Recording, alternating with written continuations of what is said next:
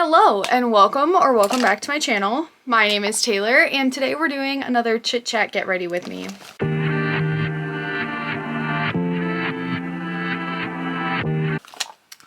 It is Saturday, February 10th, and I have some filming I want to get done, and then I need to run some errands to get some stuff for Valentine's Day this Wednesday. Yeah, so today I want to talk about a book that I just finished yesterday that has some like really mixed reviews on Goodreads.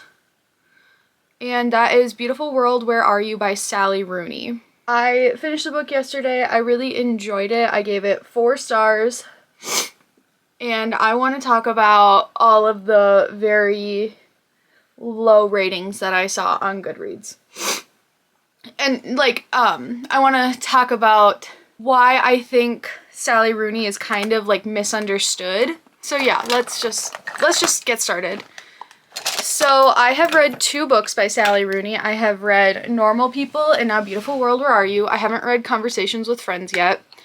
They are literary fiction books, and Sally Rooney is, oh gosh, I want to say an Irish author. A lot of like,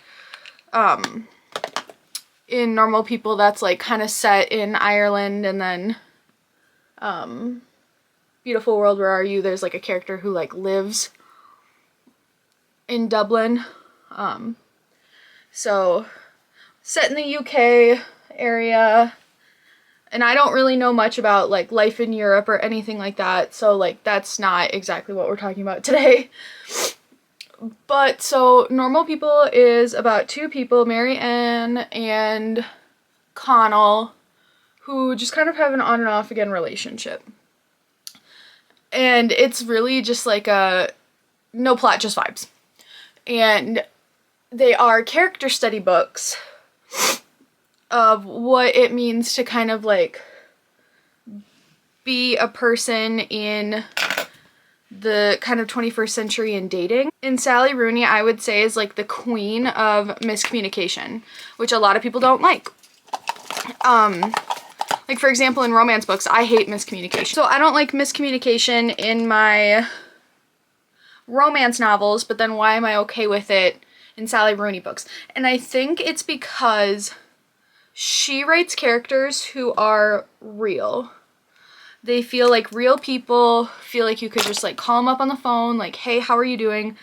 Because they are flawed characters. They are not perfect people who have had like bad circumstances happen to them, like in a lot of romance novels. Like I read, what was it, Flawless by Elsie Silver, and the main character, the girl, Summer, she's like perfect in every sort of way and like all this stuff. She has no flaws, but she had like this very traumatic thing happen to her and she has like a bad home life. Like perfect character with bad circumstances. Whereas Sally Rooney characters are imperfect with like imperfect lives, if that makes sense. And I feel like it's going to be kind of a sweeping gesture, but it's not meant to like be offensive or anything, but if you use reading as escapism, I'm not sure that you would like a Sally Rooney book. Because I think that Sally Rooney books make you really look at things in the real world. It's very much, there's no fantastical elements to these books. They're also not romance novels. Like Normal People is not supposed to be a romance novel. Neither is Beautiful World, Where Are You? Even though there are a few explicit scenes. And I think that's where people kind of get their expectations skewed, because it's like, oh, well, it's 2 people in love. Well, it's more than that. It talks about the complexities of love, why love is hard, why it takes a lot of work sometimes. And people also will say like, oh, well, Sally Rooney's pretentious. Yeah, kind of the point. And I think people say the word pretentious when they don't understand what somebody is talking about. I feel like the word pretentious is thrown around a lot and it has a negative connotation. I think a lot of people say the word pretentious when they don't understand something. And so one thing about Sally Rooney books is they do talk quite a bit about like politics in the UK. And then there's like Marxism, and there's also, at least in Beautiful World, Where Are You?, there's a lot of like existentialism, where the characters are asking themselves these questions like, well, why would I want that if the world is this way, and should that be something that I want? They really like challenge themselves and their thought processes in a way that I think a normal human does. And to see that kind of train of thinking, I feel like, I mean, not everyone has such an extensive train of thought. That's not an insult, that just is. Like, not everything needs such an extensive train of thought. So it's kind of like, well, if you already know, so let's take children, for example. That's something that's like brought up in Beautiful World, Where Are You? If you know you want children, and you want to have children one day, maybe you don't need to ask yourself the questions of like, how much does a child cost? What does this mean for the economy? What does this mean for my lifestyle? Because you already know that you want that. And that's an okay thing to think. And so in the book, the character's like, well, I don't know, maybe I do, maybe I don't. Here are kind of the pros and cons, and here are my thought processes. Beautiful World, Where Are You? Is about 4 people, 2 girls, 2 boys. The girls are best friends, and a lot of these very kind of existential conversations happen between them over email, because they were college best friends, they lived together for a long time, and now they are kind of just, their life is growing and changing for them, and so they're getting used to this new way in which their friendship is changing. And both of them are struggling with their love lives, they're struggling with their jobs, maybe a little bit with money, like, what do I want out of this life? Where am I going? What's going on? This sort of thing. And it does kind of like zero in on their relationships. So one girl's a famous author, and she starts dating a man that she meets off of Tinder, and then the other one, the other girl, works at a magazine, and she has always been in love with like her childhood guy best friend. And so it explores these things and the complexities in them. And a lot of people are like, well, if they just sat down and talked, when is the last time that you said exactly what you were thinking in the exact moment that was supposed to be like perfect for you to say it? Because a lot of people do miss their opportunities to say what they want to say, or they don't know how to say it, or they feel uncomfortable saying it. And I feel like a lot of that projection comes onto these characters because a lot of times we expect fictional characters to be perfect, and the only way that we allow fictional characters to not be perfect is if it is a hot man who is morally gray. And I feel like we don't talk about that enough. You know, if you are someone who is a feminist, we talk so much about how women are expected to be perfect. Even in our fictional works that we are absorbing kind of like the best of women, or what we perceive as like a perfect woman, and we should emulate that because fiction doesn't exist in a vacuum. And it is so much easier for people to excuse the shortcomings of a man versus a woman. And is that okay? I don't think so, because people are flawed. People are flawed. It's not just one gender or sex, you know, like it's... People are flawed. And Sally Rooney intentionally writes flawed characters. I have listened to her audiobooks. I have not read a physical book because I know about the quotation marks thing, and I know that I would not do very well with that. Audiobooks are really good mediums for me to absorb books. Without the like kind of punctuation to break up the text, I know that it would be very hard for me to read the book. Yeah, take that for what you will, I guess. Some people say that audiobooks are not real reading, and to that I say that's super ableist, and you probably should rethink that. But yeah, like if you use reading as a form of escapism, a form of, you know, I feel like a lot of romance novels nowadays are very much, they almost read like movies. And I guess like I really don't want to be like, oh, every romance novel wants to have a movie, because I don't think that's a correct statement.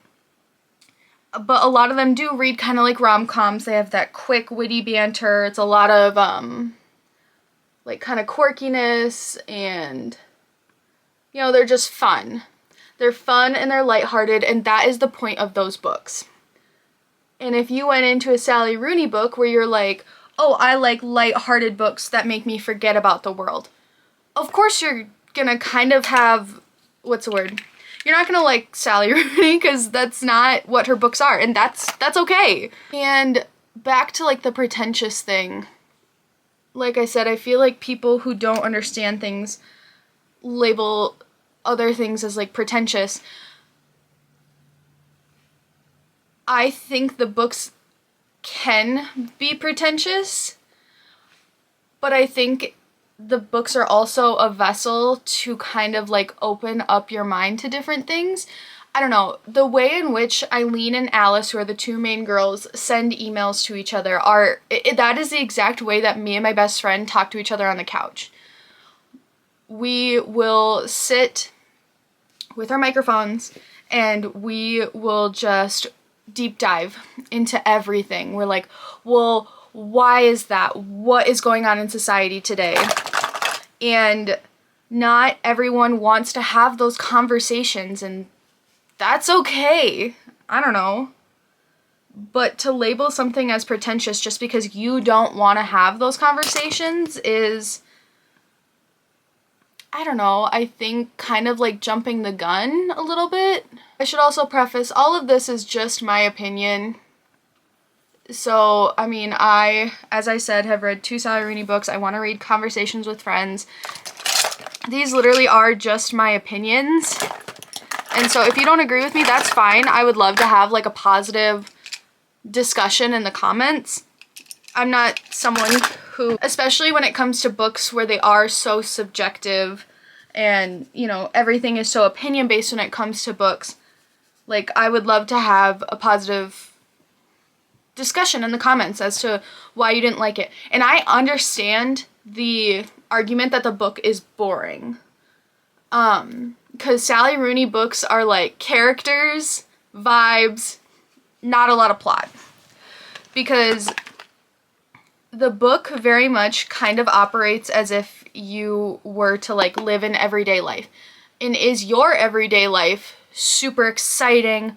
Oh my god, blah, blah, blah, blah. No, it's not. I mean, I will be the first to say it. My life, I work 6 to 3:30 daily. And then I sit my butt down on the floor and I crochet and I watch The Big Bang Theory, because that's what I'm binge watching right now. And so, like, not every day is the best day ever. And if you're used to really fast-paced novels where every day is the best day ever, or, you know, a fantasy novel where, you know, they're going to war, you know, of course you're gonna think this book is too slow-paced and too boring. But I also don't think that the book was made to be bingeable. I feel like a lot of books nowadays are made to be bingeable. They're supposed to be the, you know, the tropification of books. How fast can I read it? How, you know, it's more about like, do you like the characters rather than who are the characters? Because fictional characters are more, what's the word? Fictional characters are kind of seen as real people sometimes, I feel like, to a lot of people. And so the question is always, do you like them, not who are they? And I feel like that's kind of like a weird philosophical question because, like, obviously they're not real. And the likability of some characters is really what drives the popularity of a book. And sometimes that's what a book is supposed to be about. But the notion that, like, well, none of the characters in Beautiful World Where Are You are likable. That's kind of the point. And one thing that I don't like is people say that they like Simon the best, and why is it that you like Simon? Because he's an agreeable man, but he's not perfect either. At the end of the book, Alice says that that guy is a martyr and he just wants to help young women who are helpless. Is that a perfect person? No, that's someone who gets kind of like a superiority complex from helping out people who like can't help themselves. I also don't think the book is hateful either. I saw one review that was kind of like that and I was like, what? And the reason why I think that it says that, or like the reason I saw that was because there is kind of a discussion around religion in the book. Simon, one of the main guys, is Catholic, and his friends kind of make fun of him for it. And I understand that religion is a very touchy subject for a lot of people. Like, I grew up Catholic, I don't really go to church or anything. That's just, you know, my journey, my life. And I'm very much believe whatever you want, but like I also don't like how the church treats people. So therefore I don't really identify myself with the church. And the book asks those questions because the girl who really likes Simon, she goes to church with him. And she was like, wow, that was like kind of fun. And like, should I start going to church? Do I believe in a God? And it's like one of those things, like you don't question it if that's not your journey. Same with the children thing. If you know you want children, you may not question why you want children. If you believe in God, you're not going to question whether or not you believe in God. I feel like everyone who has a religious journey kind of asks themselves that question at one point in time, and then you come to your conclusion from there. And that's you. That's what you think, and that's okay. And I feel like, I don't want to say it's an anti-religious narrative that they're painting. I think that they're just asking the questions, because they never say that Simon's a bad person for being Catholic. They never say that, like, being religious is bad. They just question it because the church has done quite a few shady and not so awesome things. And by being a part of the church, are you complicit in those things? And coming to your own conclusion on that is a part of some people's journeys. Everyone has a different journey with that kind of stuff. It's similar to like people wondering if they want kids nowadays. And I understand that these are really touchy subjects. I hope that I'm handling them with the grace and dignity that they deserve. Please understand, I'm not a judgmental person, and I really try to see things from every angle. I guess I'm just trying to be like, I saw some like pretty mixed reviews or like some pretty poor reviews on this book, and this is like my defense of Sally Rooney's Beautiful World, Where Are You? Because I think that people misunderstand what these books are trying to do. And that's like the biggest thing that I'm trying to ask myself now in like 2024 is like, what is this book trying to say? What is the point of this book? And you know, some point of books is just entertainment. It's just entertainment. And that is great and dandy, and I read those books too. Like, I love a good romance novel. I just think that it's hard when some romance novels kind of perpetuate toxicity, especially in like the light, fluffy ones where the man still acts a fool sometimes. But I digress. I think that there is just so much more to this book than just it's boring. And I just kind of wanted to talk about that because I like to talk about books and I really don't have anyone else to talk to about it. And so I just, I guess I want to see what you guys think. Do you guys like books that are just vibes? A book that was just vibes that I didn't like was My Year of Rest and Relaxation by Otesha Mashve. I think is her last name. I don't own the book. I checked it out from the library, so I don't entirely remember the author's name, I guess. But I know it's Otesha. I know that's the first name. But that book was literally just vibes, and I did not like it at all. I did not enjoy that book. I found the main character to be insufferable. That's the point of the book, and I'm well aware of that. So then I ask myself, why didn't I like it if that's the point? And for me, the reason why I didn't like it, even though I understand why it is the way it is, because I personally did not get anything from the book. I did not feel like some people are very much like, oh my gosh, this book like opened my mind, and that's great. That's exactly what books are supposed to do, and I love that for you. For me, it didn't do that for me, and I think I personally know that I got very hung up on the fact that this girl was so privileged, and she thought her life was just so bad, even though it, like, I don't know, I don't want to say it wasn't bad. Both of her parents passed, but it just was kind of like, why are you so sad? Because you also didn't like your parents. Like, I think maybe I just didn't understand it. Gosh, that was so fun. I love talking about books. I just wish I had someone to like bounce things off of with when it comes to them. I love talking about books so much. They make me so happy.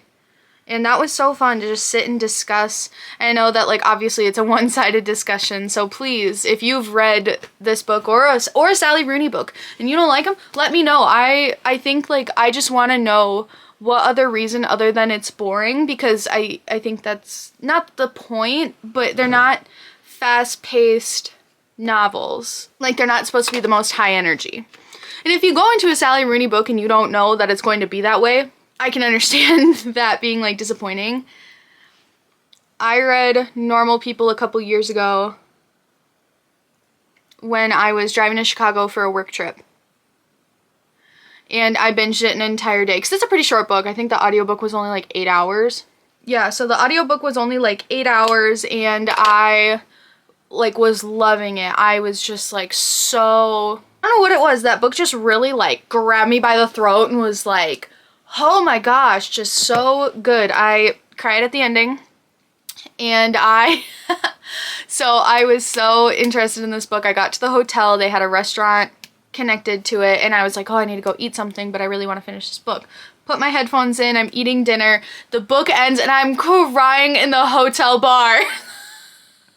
Oh my goodness, I'm crying in the hotel bar about a book. And these two men, who were very much like my father's age, were like, sweetie, are you okay? It's like, yeah, I'm fine. Alright, and this is the finished look. It's literally the same as every other time, but I don't make these videos to showcase my makeup skills. I do it so that I can sit down and talk with you guys. I feel like as I'm getting more comfortable, I am sharing more of my opinions, and I hope that they are well received. But I don't know, I am such a proponent of positive discussion, so I would love to, as I said, I think this is the third time, leave a comment down below. Have you read Sally Rooney or My Year of Rest and Relaxation? Like, let me know your thoughts. I would love to hear them. Give this video a big like and subscribe to the channel for more content like this. I had such a fun time spending time with you guys this morning, and I will see you guys next time. Bye.